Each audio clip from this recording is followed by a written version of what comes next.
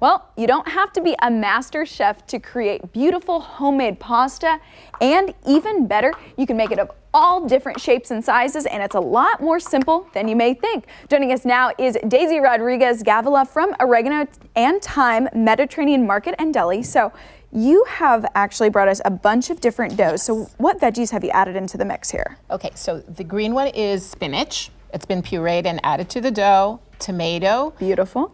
Or rather, tomato and egg pasta. Okay, and why would somebody want to consider that in their noodle? Because it's additional nutrition. It also looks really, really beautiful. We also have different other ingredients that you can add. It could be spices, herbs, and this is really an unusual pasta in that it has squid ink. Squid ink, so this is what makes it so dark? That's what makes it so dark, and it has a beautiful seafood flavor. It's not fishy, it's rather aromatic fishy. Seafood flavor. If I saw this on the menu here, like Kansas City Restaurant Week or something, I think I'd definitely want to give it a try. It's really an interesting. Okay, so you've added egg to some plain flour here? Just or what's in it? It's just plain AP flour, or better yet, you can use 00 flour, which is much, much finer. It's a little bit harder to find, but it's worth it because your pasta will be way smoother.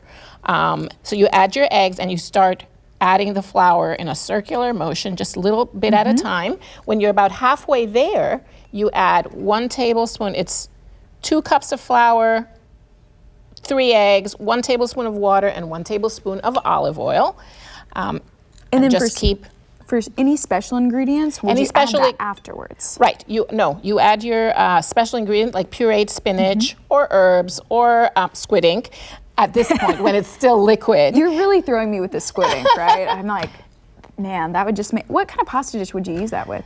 What kind of? Yeah, what kind of pasta dish would you use it? Usually something simple, like a simple butter sauce, which you can also add seafood, fresh seafood to, or pieces of fish. Keep it really simple because the pasta itself is so delicious. Okay, and where would you get the squid ink? Because that's not something I just find at the grocery store. Squid ink you could find usually in specialty shops. We have it, and a lot of Asian shops as well have it. Quite delicious. So when you're at the point, at some point this will become a mass, and which will look after you knead it, which it's really, you want to fold it onto itself. Okay, and do you have any tips and tricks for kneading it the proper way? Well, fold it onto yourself. To be honest, you can also use your food processor at this stage, or KitchenAid, one of your, just a regular mixer, and it will save you, it save you some time, but I really think this is great to just release some of your tension, your daily tension as well. We're all feeling that stress, and a lot of us have these 2020 goals of being less stressed out, getting rid of that. That's a great way. Can we also talk about where pasta originated? Because I think there's some back and forth on this. Correct. So everyone thinks of pasta as something that is Italian, when in fact, since antiquity, there's historical evidence that pasta already existed in Sicily and in Greece. And actually, I have a very ancient form of pasta here. Wow. It's called, in some places, it's called trahana. And it's a way to preserve your dairy products. Can we just get a couple of these? Sure. Because this looks so different. It's it kind of different. Has the same texture of couscous or something like that. Yeah, except it's in clumps. So this was a way to preserve your dairy because there was no refrigeration. And also, this pasta doesn't go bad even though it has dairy. So you could go on lengthy trips, or if you were a shepherd, or go on a nomad. I hear you there. We all need it, or if we just don't clean out our fridge regularly. Right. So this doesn't have to be refrigerated or anything, and it's very delicious after months and months. It's still good.